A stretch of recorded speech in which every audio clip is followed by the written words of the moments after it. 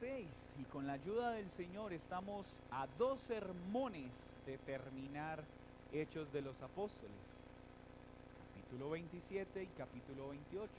Hoy vamos a ver el capítulo 26 del libro de Hechos de los Apóstoles.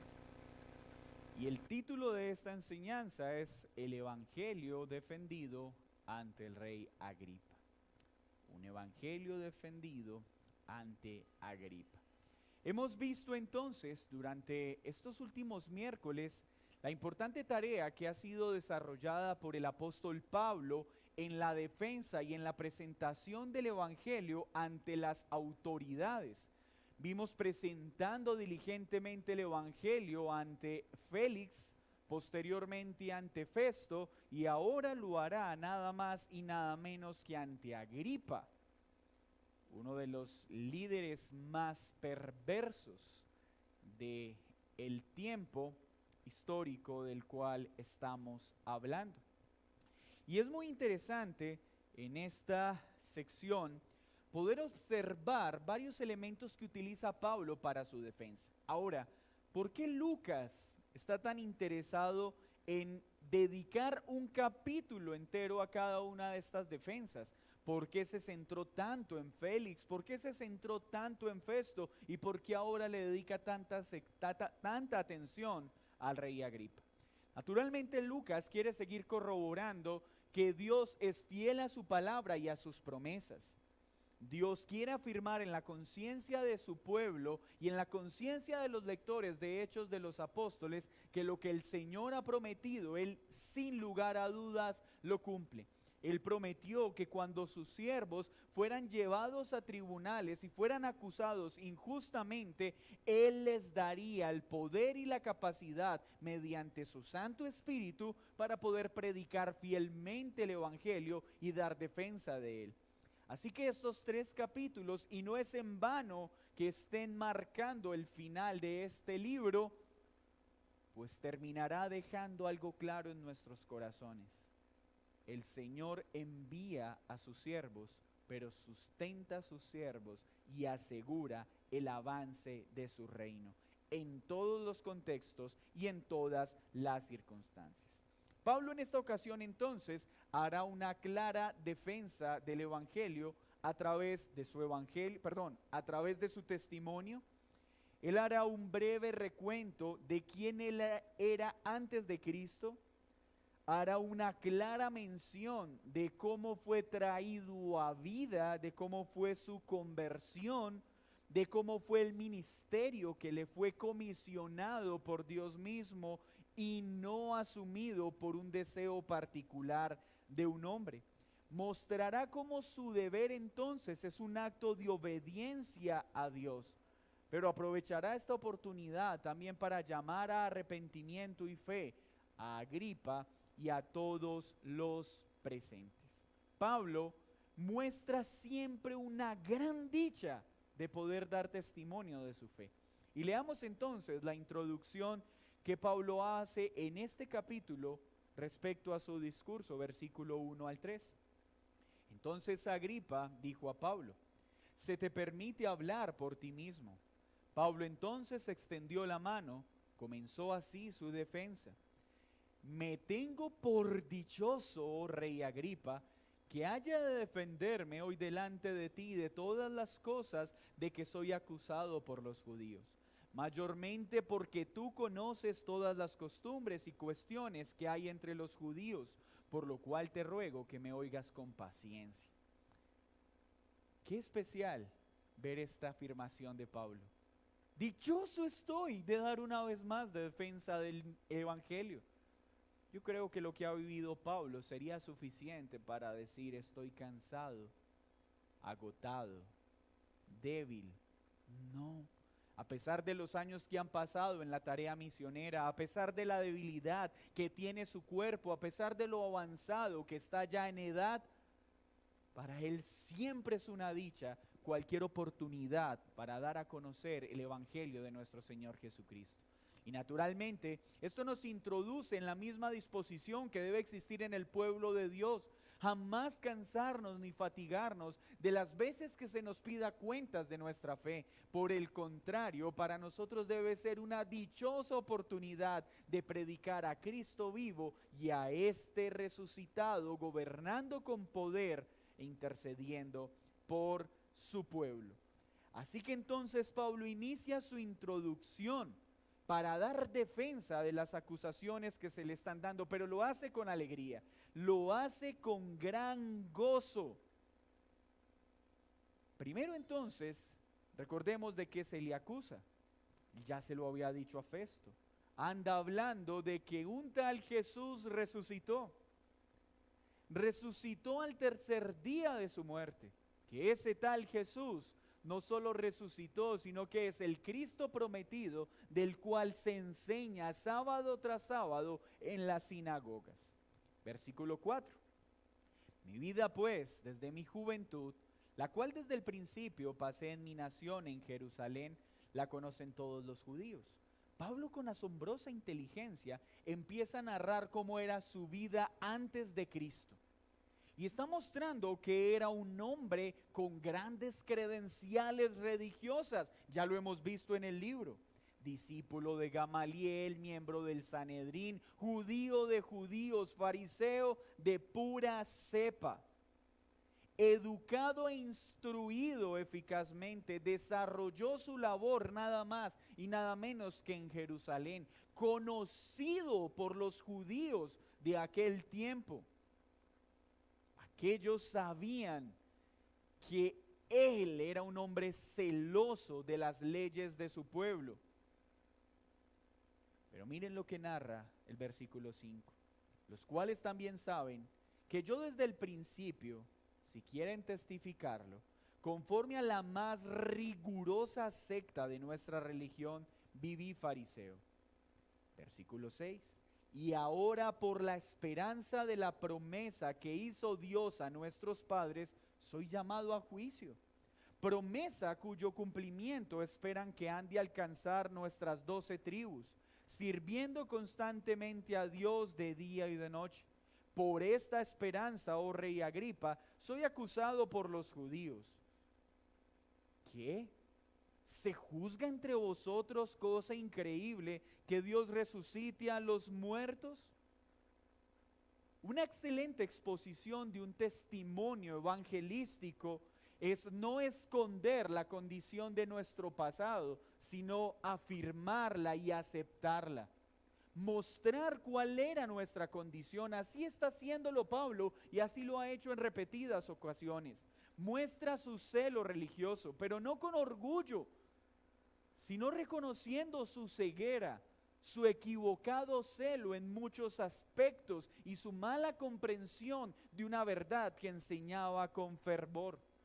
En su práctica era intachable, pero miren su astucia, o más bien la sabiduría que el Espíritu le dio. Dice: querido rey Agripa, tú conoces muy bien de qué estamos hablando. Y claro, pues su papá, perseguidor de los cristianos, conocía muy bien lo que se decía acerca de Jesús. Su abuelo muy bien conocía todo lo que se decía acerca de Jesús, pues él mismo se encargó de ordenar la masacre de los niños a los 2 años de edad, queriendo eliminar al Mesías que había nacido en Belén.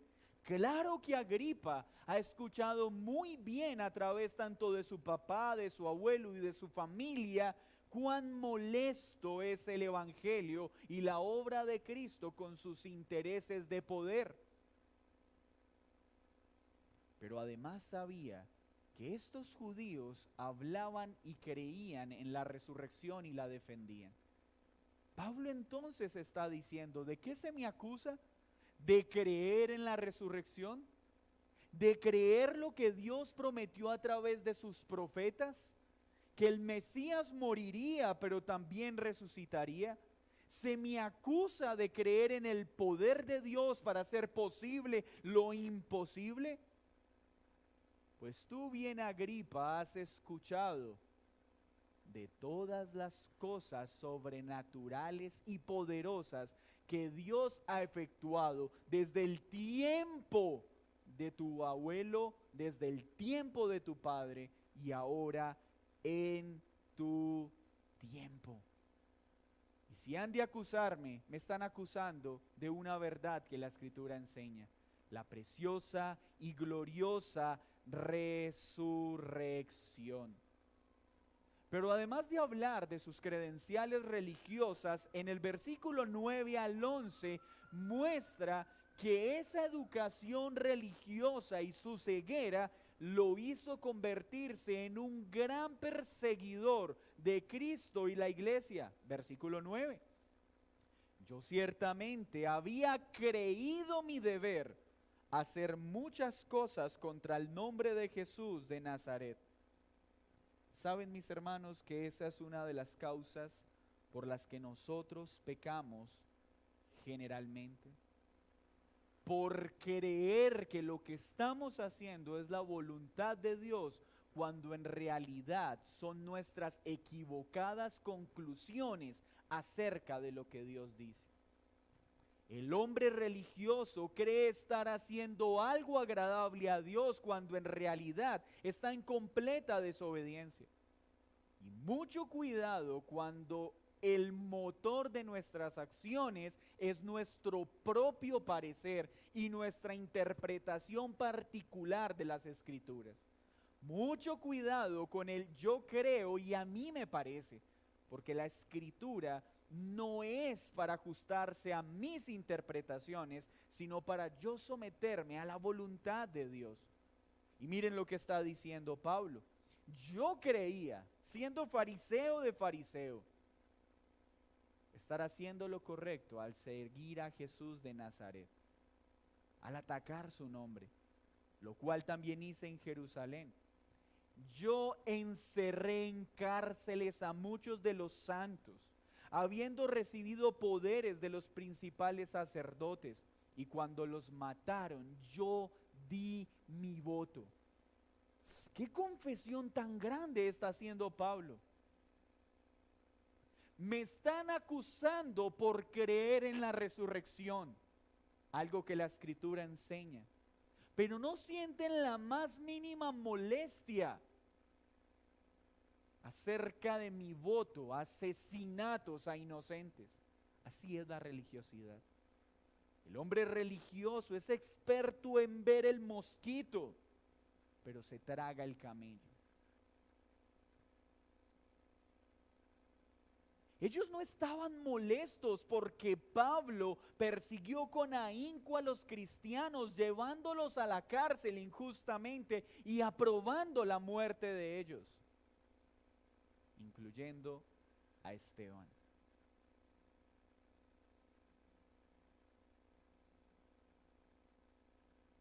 Versículo 11. Y muchas veces castigándolos en todas las sinagogas, los forcé a blasfemar. ¡Wow! Los tomaba de tal forma, los hostigaba de tal forma, que los llevaba a hablar en contra de Jesús. Y enfurecido en sobremanera contra ellos, los perseguí hasta las ciudades extranjeras. ¿Qué credenciales las de Pablo? A los ojos de los fariseos y los religiosos, un hombre intachable. A los ojos de Dios, un malvado perseguidor del pueblo de Dios. Pero ese malvado perseguidor ahora está siendo perseguido por aquel que un día persiguió, pero que a pesar de su maldad lo salvó. Pablo entonces expone su penoso actuar por causa de una mala comprensión de quién era Jesús. Y con esto indirectamente está diciendo: esta persecución que hay en contra mía y en contra del mensaje que estoy dando es una persecución contra el Mesías del cual enseña la Escritura. Pero en medio de mi pecado, en medio de mi maldad, mire lo que Pablo le cuenta al rey Agripa. Ya lo ha dicho, vamos a recordarlo. Versículo 12. Ocupado en esto, iba yo a Damasco con poderes y en comisión de los principales sacerdotes. Cuando a mediodía, no fue en la noche, cansado, fatigado, fue a plena luz del día, para que nadie pudiera decir, fue fruto de tu cansancio, fue un sueño que tuviste en medio de la noche. No, a plena luz del día, yendo por el camino, vi una luz del cielo que sobrepasaba el resplandor del sol, la cual me rodeó a mí y a los que iban conmigo. Pablo no estaba solo. Habían testigos con él que vieron esta luz que sobrepasó la luz del sol. Y habiendo caído todos nosotros en tierra, oí una voz que me hablaba y decía en lengua hebrea: Saulo, Saulo, ¿por qué me persigues? Dura cosa te es dar coces contra el aguijón. Yo entonces dije: ¿quién eres, Señor? Y el Señor dijo: yo soy Jesús, a quien tú persigues. Pero levántate y ponte sobre tus pies, porque para esto he aparecido a ti, para ponerte por ministro y testigo de las cosas que has visto y de aquellas en que me apareceré a ti, librándote de tu pueblo y de los gentiles, a quien ahora te envío, para que abra sus ojos, para que se conviertan de las tinieblas a la luz y de la potestad de Satanás a Dios, para que reciban por la fe que es en mí perdón de pecados y herencia entre los santificados. Ya contó su condición de pecador. Ahora está mostrando la santa y soberana intervención de Jesucristo para salvarlo, a pesar de que era un perseguidor de la iglesia. Qué gran compasión ha mostrado Dios para salvar a pecadores. Qué gran compasión mostró Dios con Pablo y sigue mostrando para con nosotros. Que aunque burlándose del nombre de Jesús, que aunque persiguiendo a los creyentes, Dios haya tenido compasión para salvarlo. Y es lo que Pablo está mostrando en su testimonio. Mis hermanos, un verdadero testimonio evangélico nunca es: y yo era malo, y yo dejé de hacer el mal, y yo empecé a buscar a Dios, y yo ahora sirvo a Dios. Eso no es un testimonio bíblico. Eso es un testimonio humanista, donde me pongo yo como el centro del testimonio. El testimonio que debe dar un creyente es un claro ejemplo de lo que Pablo hizo. Yo era un gran pecador. Creía estar haciendo lo correcto cuando en realidad desagradaba a Dios. No quería dejar de pecar. Iba en contra de lo que Dios enseñaba, me burlaba de su ley, me burlaba con mi actuar de sus mandamientos. Pero Él, que es rico en misericordia, aun cuando yo caminaba en rebeldía a su voluntad, Él me tomó, Él me salvó, Él alumbró con su poder a este pobre pecador y lo trajo a vida. Es la gloria para Él. Qué diferente a los testimonios de este tiempo, donde el personaje central es el hombre y no es Cristo. Pablo no estaba mostrando su importante labor, estaba mostrando que a pesar de su gran pecado, Dios mostró una gran misericordia. Mis hermanos, para nuestra salvación, al igual que Pablo, nosotros solo hemos hecho una cosa: pecar, pecar y pecar. Y creyendo que lo que hacíamos no era tan malo, cuando a los ojos de Dios éramos completos enemigos. Así que ese aparente actuar religioso realmente era una completa ofensa a Dios. ¿Cuántos hoy no creen estar agradando a Dios con su vida de religiosidad, cuando en realidad son enemigos de Dios? Cuidado, porque puedes ser un hombre religioso, pero con tu corazón completamente alejado de Dios.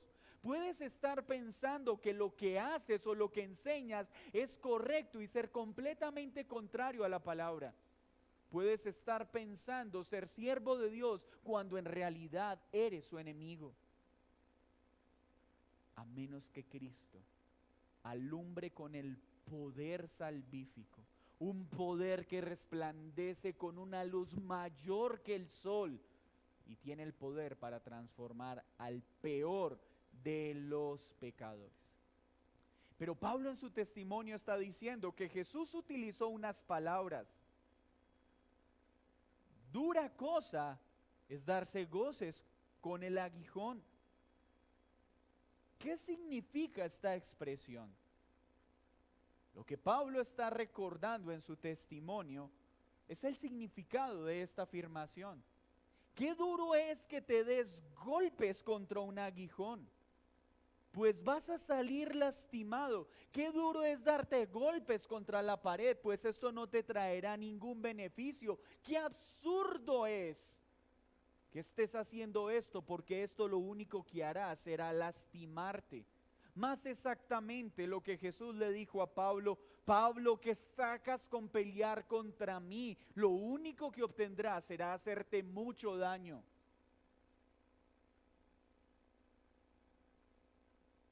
Es absurdo que lo hagas.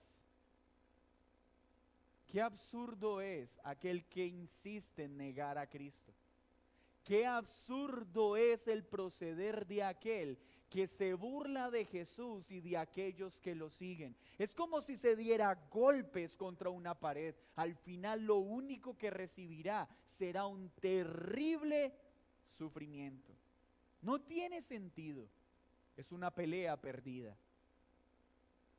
Pero luego Pablo dice: querido rey Agripa, este Jesús que me hizo ver lo absurdo de mi proceder, lo pecaminoso de su actuar, que mostró misericordia para salvarme, me dio una tarea: ir al pueblo y a los gentiles. Pablo está diciendo, entonces lo que yo estoy haciendo no nació en mi propia voluntad, fue ordenado por Jesús mismo. Hermanos, esto es el orden bíblico.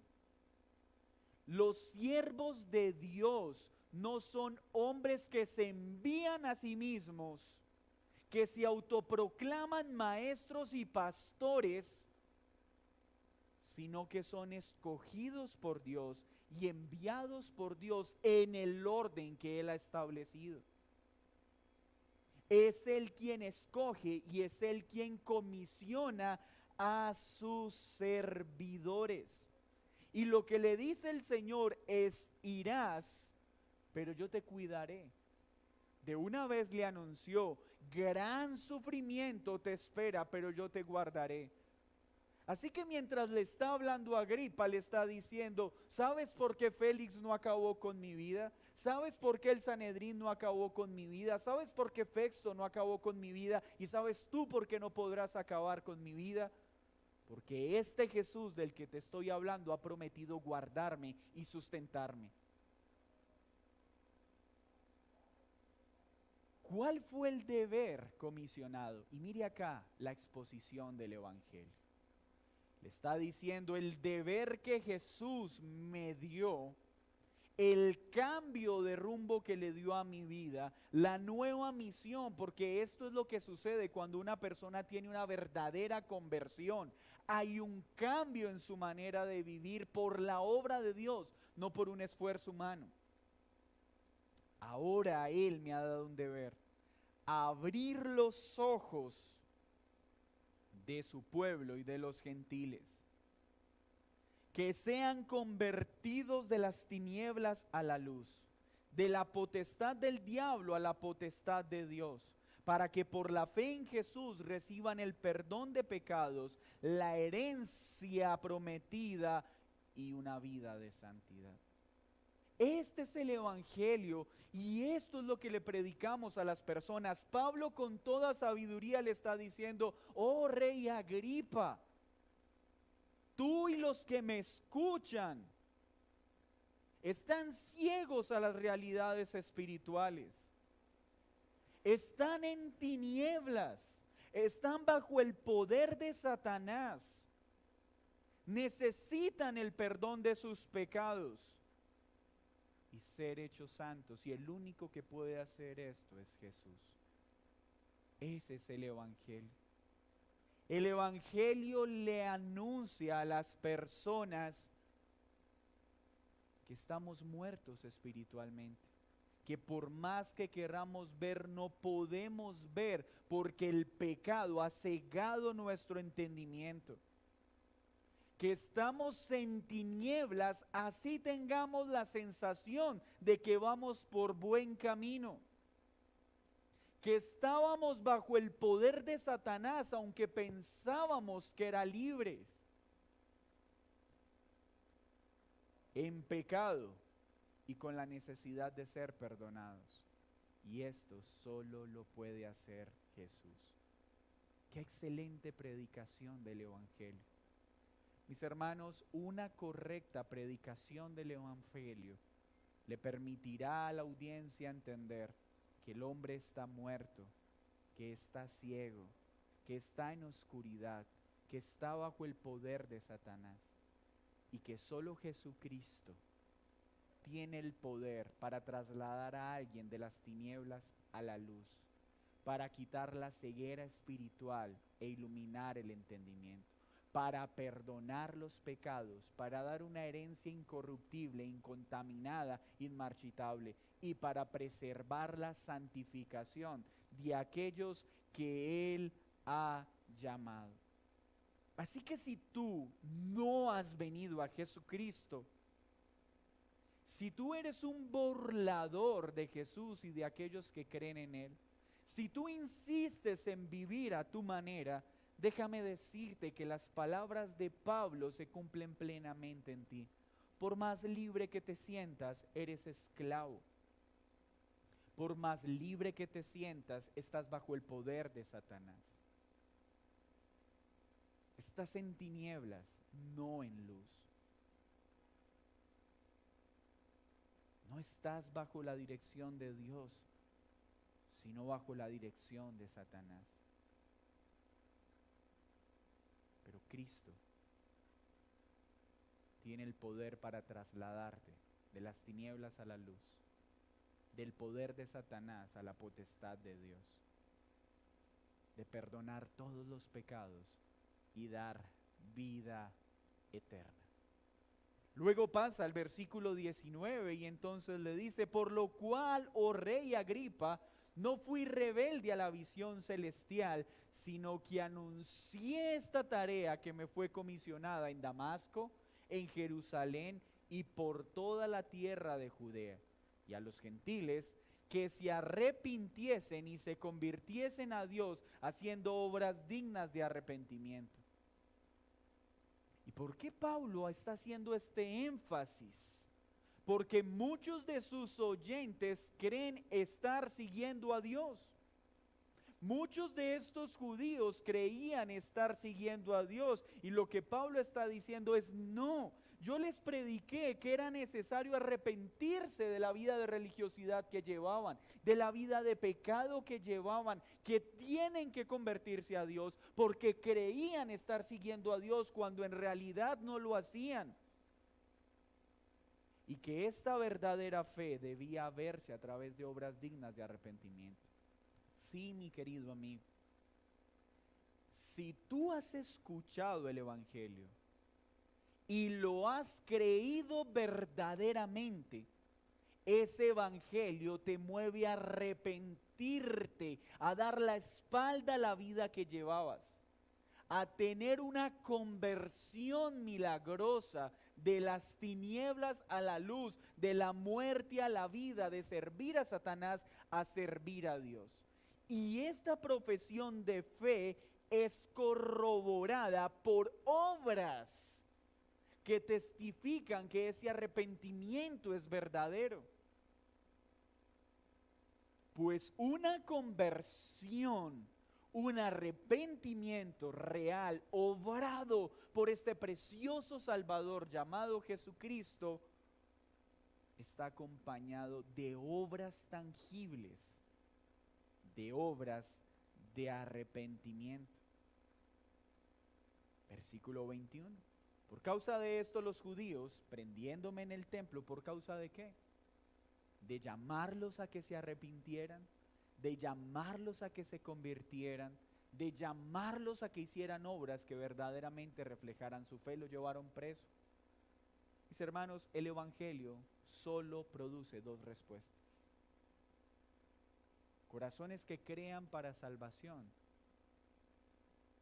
o corazones endurecidos en los cuales rechinarán sus dientes y se levantarán en enojo contra aquellos que prediquen fielmente el evangelio.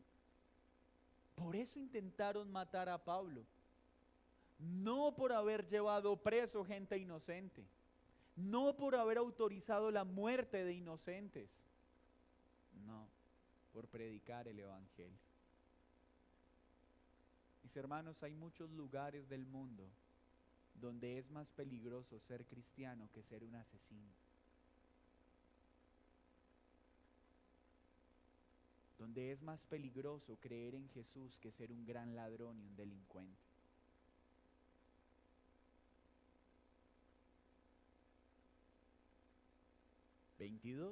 Pero habiendo obtenido auxilio de Dios, mire que la gloria no se la está dando Pablo, se la está dando a Dios. No es como muchos que dicen, pero por mi esfuerzo y por mi mucha oración y por mi mucha dedicación y mucho estudio, no es por nuestras muchas obras, es por el auxilio inmerecido y perfecto de Dios. Es por su poder preservador que podemos preservar hasta el día de hoy. Pablo está diciendo, pero gracias a que Dios me sostiene con poder, preservo hasta el día de hoy, persevero en esta verdad. Si no fuera por la intervención diaria de Cristo, tú y yo no perseveraríamos hasta el final. Nos daríamos por vencidos ante cualquier tropiezo, dando testimonio a pequeños y a grandes, a personas con grandes títulos y completos desconocidos, a hombres avanzados en edad y aún a los niños, no diciendo nada fuera de las cosas de los profetas y Moisés, aquellas cosas que ellos dijeron que habían de suceder. ¿Qué está diciendo Pablo en su defensa? Agripa, yo estoy enseñando lo que dice el Antiguo Testamento, la ley y los profetas, lo que estos hombres que quieren matarme dicen defender. Pues la ley y los profetas apuntan a Cristo. Y por eso hablo de Cristo, porque los profetas, porque la ley toda apuntaba a ese glorioso Mesías llamado Jesucristo. Y así como fueron profetizadas, se han cumplido. Agripa, no estoy inventándome una historia. Esto que está pasando y esto que yo estoy enseñando, ya lo había enseñado Isaías, ya lo había enseñado Jeremías, ya lo había anunciado Malaquías, ya lo había dicho Moisés en el Pentateuco, en Génesis y en Éxodo. Yo no estoy diciendo algo que la palabra no enseña. Estoy enseñando algo que el pueblo que dice amar a Dios desprecia.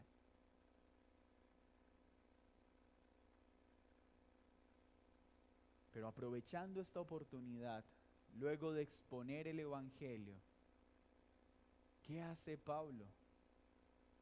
Ahora quiere llamar a Agripa a arrepentimiento. Pero apenas termina la exposición del evangelio, versículo 24, mire lo que hace Festo. Estás loco, Pablo. Las muchas letras te vuelven loco. Estás loco. Que Jesús murió y resucitó. Que nosotros estamos ciegos. Que estamos en oscuridad. Que estamos bajo el poder de Satanás. Estás loco. Por eso Pablo escribió con acierto en Primera de Corintios 1:21 al 24 lo siguiente: pues ya que en la sabiduría de Dios el mundo no conoció a Dios mediante la sabiduría, agradó a Dios salvar a los creyentes por la locura de la predicación. Hermanos, ¿por qué todavía nos asombramos de que las personas nos digan locos? ¿Por qué se nos hace extraño que las personas digan acerca del evangelio que es una locura? La Biblia lo enseña en Primera de Corintios 1:21 en adelante. Porque el Señor estableció que la salvación de los hombres es por la locura de la predicación. Es una locura decirle a una persona que el Dios del universo, sin necesitar nada de nadie, voluntariamente se hizo hombre para habitar en medio de pecadores. A nadie le es lógico que en lugar de destruir haya venido a salvar a un pueblo que no lo merecía. A nadie le es lógico pensar que la libertad no se da mediante la fuerza, sino mediante la muerte y muerte de cruz. Al hombre le parece una locura que la salvación sea solo por la fe y no por obras. Pero nosotros predicamos a Cristo crucificado. Para los judíos esto es un tropezadero y para los gentiles es una locura. Dios hecho hombre, muerto en una cruz, pero es poder de Dios para salvación. Mis hermanos, ya lo decíamos, unos creerán, pero otros nos llamarán locos. Unos creerán para vida y otros se burlarán para condenación eterna. 28. Entonces Agripa dijo a Pablo: por poco me persuades de ser cristiano. Qué duras estas palabras, dan tristeza. Por poco te creo para vida eterna. Por poco mi vida cambiará de dirección. Por poco.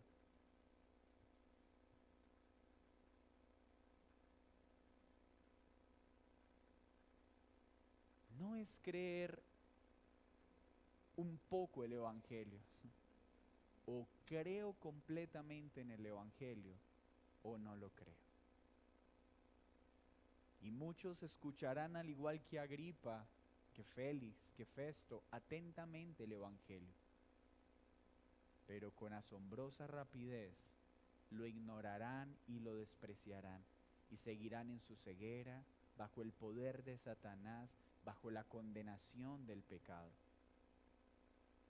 A pesar de la clara exposición que Pablo hizo, de la contundente exposición del evangelio, Agripa escogió permanecer en su deplorable y penoso estado.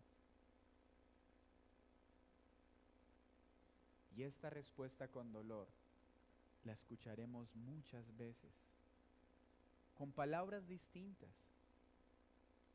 Cuando muchos, al escuchar la predicación: ay, tan bonito lo que acabas de decir, pero prefiero seguir viviendo a mi manera. Sí, es chévere lo que tú dices, pero yo creo en Dios a mi manera.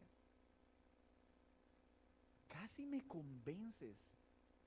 Qué interesante la historia que me acabas de contar. Pero prefiero seguir viviendo a mi manera. Y esto no ha de sorprendernos.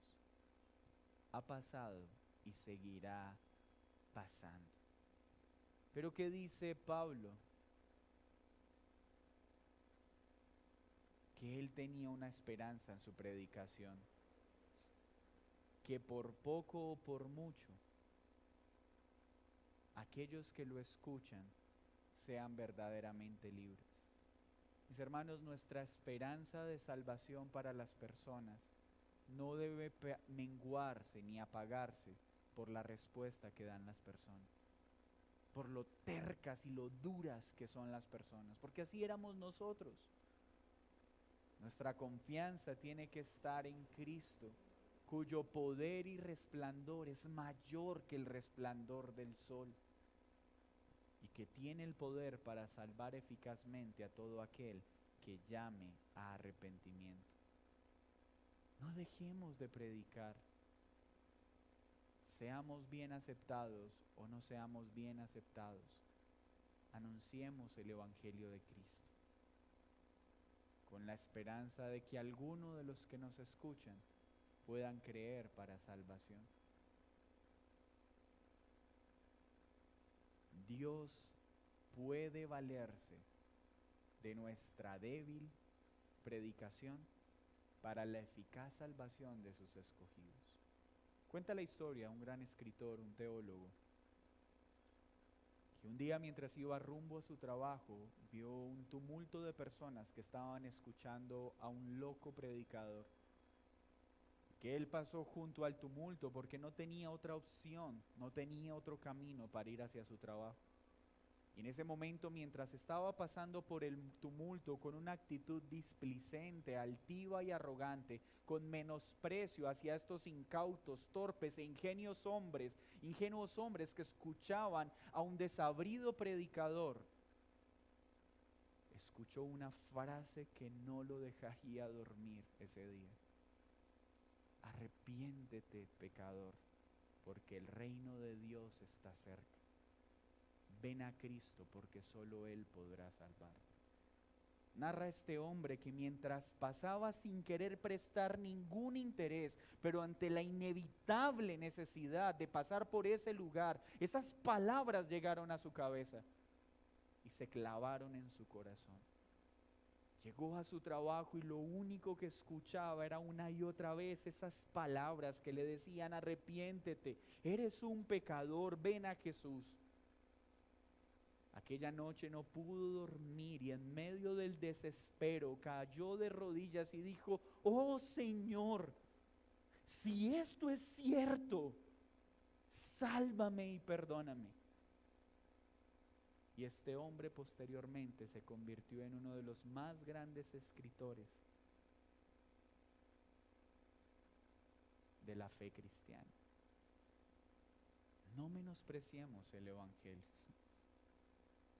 Y a veces el que menos nos imaginamos está escuchando. Y Dios puede hacer que esas palabras traspasen su corazón para vida. Que nuestra esperanza esté en el Evangelio. Y termina esta sección simplemente en el versículo 30. Cuando había dicho estas cosas, se levantó el rey y gobernador y Berenice, y los que se habían sentado con ellos. Y cuando se retiraron aparte, hablaban entre sí diciendo: ninguna cosa es digna de muerte, ni de prisión ha hecho este hombre. Y Agripa dijo a Festo: ¿podía este hombre ser puesto en libertad si no hubiera apelado a César? Ellos podían liberarlo. ¿Acaso César sabía que había apelado a él? ¿Pero por qué no lo liberaban? Porque Dios tenía un plan. Porque Dios necesitaba a Pablo ahí, bajo el custodio de estos hombres, para seguir adelante con el plan que tenía. Y Pablo lo entendía. Por eso, aunque estaba preso, caminaba como libre. Así que, mis hermanos, terminamos de este capítulo reafirmando varias verdades que ya fueron dichas. Pablo es un claro ejemplo de cómo debemos predicar un testimonio personal. Cuando vamos a dar testimonio de la obra de Cristo, asegurémonos de mostrar que hemos sido grandes pecadores, que fuimos salvados porque Dios nos buscó, no porque nosotros lo buscamos a Él. Porque mientras íbamos rumbo a su destrucción, Él nos tomó con poder eficaz. Asegurémonos de mostrar que es por Dios y su auxilio que permanecemos firmes y no volvemos atrás, no por nuestra fuerza, sino por su poder que nos sostiene. Pero asegurémonos de mostrarle a los hombres que gracias a ese perdón, gracias a esa salvación, hemos recibido también el deber de predicarle a los hombres la verdad del Evangelio. Y el Evangelio enseña que el hombre es ciego porque está muerto, que está en oscuridad y no en luz, que está bajo el poder de Satanás y no es libre, y que necesita el perdón de sus pecados. Y el único que puede trasladar de las tinieblas a la luz, el único que puede liberar a alguien del poder de Satanás, el único que puede perdonar pecados es Jesucristo. Nadie más puede hacerlo. ¿Qué aprendemos de Pablo? A predicar con gozo las veces que sea necesario, no colocando nuestra mirada en los hombres, sino en el poder del Evangelio. Debemos estar convencidos de que el Señor, a quien llama, envía, pero en la forma que Él lo ha establecido. Y cuidémonos de hacernos a nosotros mismos maestros de otros cuando el Señor no nos ha llamado a tal tarea. El Evangelio será creído por unos, pero totalmente despreciado por otros. Quien insiste en perseguir a Cristo, burlarse de Él y menospreciar al pueblo de Dios, está cometiendo un absurdo. Lo único que hará será herirse. Así que si tú eres parte de estas personas, no lo hagas más y arrepiéntete. Arrepiéntete. No sigas caminando como enemigo de Dios. Y que esa conversión esté acompañada de un verdadero arrepentimiento, de una verdadera conversión acompañada de obras de arrepentimiento que validan esa profesión de fe. Mis hermanos, qué poderoso Dios tenemos, que sostiene a hombres tan débiles como Pablo y aún como nosotros, y no nos dejará hasta cumplir su propósito en nosotros y a través de nosotros. Prediquemos el Evangelio con gozo, que el Evangelio es claro y es sencillo, pero creer en él es un milagro que solo Dios puede producir en el corazón del hombre. Señor, muchas gracias por esta noche, gracias por mis hermanos, gracias por este tu pueblo, que hoy se ha dispuesto para escuchar tu palabra. Gracias por aquel día, Jesús, en que caminando en una dirección contraria, iluminaste nuestros ojos espirituales para poder ver tu belleza y tu hermosura, para poder ver nuestra penosa condición de pecadores, para ser trasladado de la más densa tiniebla a la luz, para ser librados del poder que Satanás tenía sobre nosotros, para hacernos tus hijos, aun cuando antes éramos tus enemigos. Gracias por haber lavado todos nuestros pecados, pasados, presentes y futuros. Gracias por la herencia eterna que nos has prometido y gracias por la vida santa que sigues produciendo en nosotros. Pero también gracias porque tú nos auxiliarás para perseverar hasta el fin. Alabado seas por siempre. Amén y amén.